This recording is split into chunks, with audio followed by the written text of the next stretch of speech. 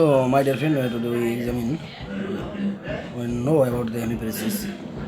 So, at first you look the surrounding and you would say you walking it, and then look at the patient and the patient topping, arm flex, extended knee or lower limb, and osting and contraction because stroke is a chronic process, and most common cause of hemiparesis is the stroke, and sometimes ixol. So you should look at context because it is a chronic process, and so why there is osting and other forms of context present. Then you should look for gait, and there is hemiplegic gait and lumbar region present or not. Then back tone power replace coordination and sensation. And if the time allow, if you in exam, if the examiner asks you to examine the lower limb, you go to the upper limb, and if upper limb, then go to lower limb and spinal nerve. And assess for other canal nerve, especially 7 and 5, and also assess the visual field. So for 2, 4, 6, 2, 4, 6, 2, 4, 5, 6, 7, and assess the speech also. There is spastic speech.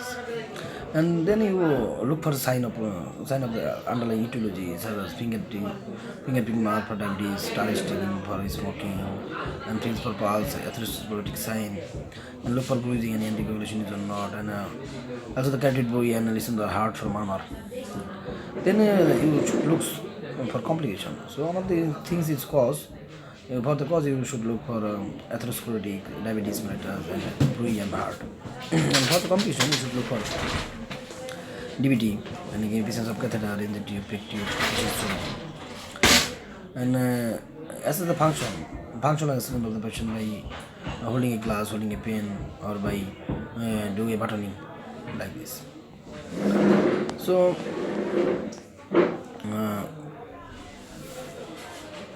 for the complication, so what is the division like of stroke? So it can be ixol, or it can be hemiplegic cerebral palsy. It is also a chronic process.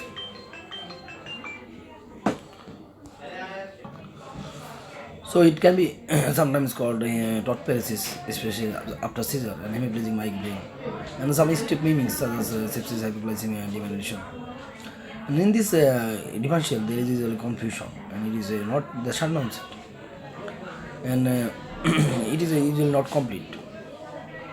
And another differential about the stroke itself, it can be TIA, it can be due to a completed stroke, can be due to anterior circulation stroke, or can be due to lacunar infarct.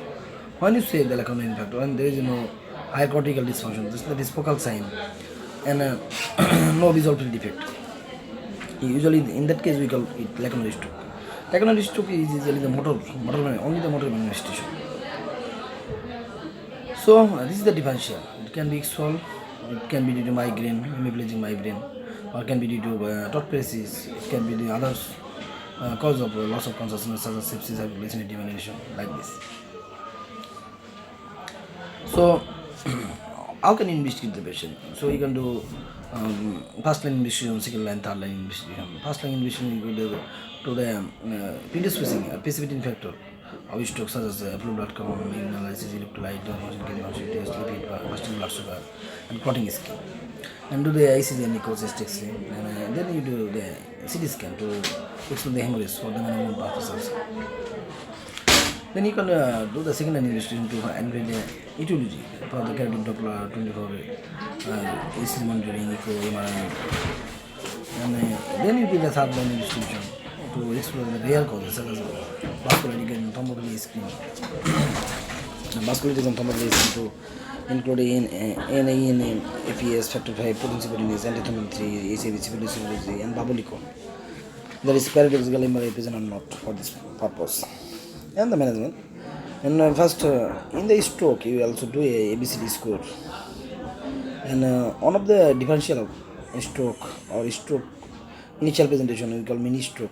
It is usually given in the phases setting. So TIA is usually given in the phases setting. So you should concern about that.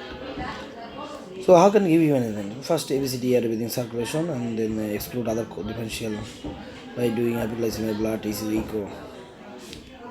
And if the patient comes with less than 4.5 hours and no contraindication on thrombolysis, then give the thrombolysis by doing the NECG score.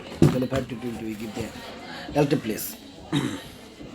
And admit the patient is hyperacute stroke in it, and you can stroke in it can do multidisciplinary approach, regular neuro examination, and calculate the GCS, and post thrombolysis CT scan after 24 hours. Give the aspirin usually by injecting and PPI for 2 weeks. After 2 weeks, you can give the covalent for life. And you should hold aspirin 24 hours after thrombolysis because it increases the bleeding risk. And give atorvastatin 80 mg once daily, and do the SIP test, salt assessment, dietitian, NG feeding. And you can, if there is you can give the intermittent pneumatic compression for thromboembolism prophylaxis purpose, and do the rehabilitation by involving physiotherapist, occupational therapist, and neuropsychiatric management also given. And the secondary investigation can be done in the usually cardiac interacting within 1 week of stable neurological symptoms. And usually you can do this in more than 70% narrowing, or less than 70% narrowing with symptoms. Assalamu alaikum, sir. Well, sir. So then you can give the lifestyle modification such as stopping smoking, and control of diabetes, control of hypertension, and control of cholesterol. And driving, one thing you cannot forget about the driving. Because driving is must, and at least 4 weeks abstinence for the driving. And you should patient should be informed the DBL. And anticoagulation after 2 weeks, usually by doing the SAT-BASIS score and as-built score. And monitor, you should monitor any complications such as hemorrhagic lung formation of ischemic stroke, aspiration pneumonia, and there is bedsore, stroke, DVT, pulmonary embolism, pneumonia, constipation, UTI. You should look for the complication development. And little part you should. So you should look for psychological complications such as any depression, any contacts, and also the any physical development. So the management include the acute management, and also they give if the patient comes within 4.5 hours, give the thrombolysis by calculating any